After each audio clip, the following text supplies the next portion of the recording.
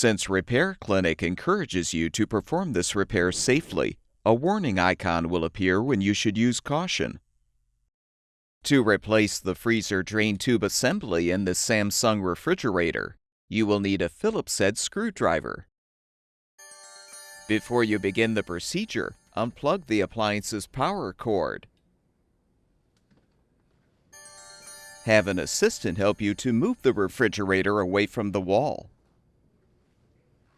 Unthread the 7 screws securing the lower rear access panel using the Phillips head screwdriver.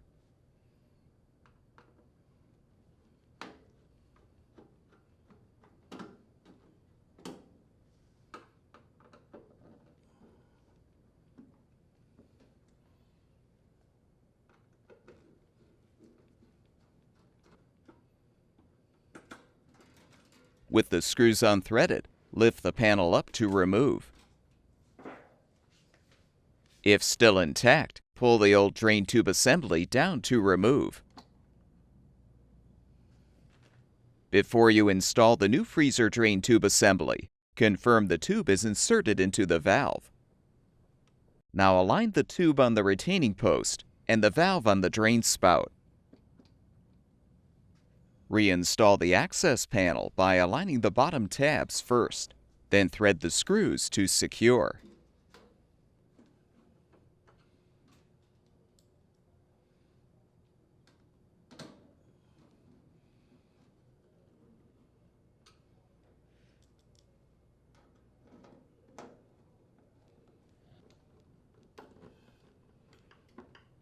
Move the appliance back against the wall.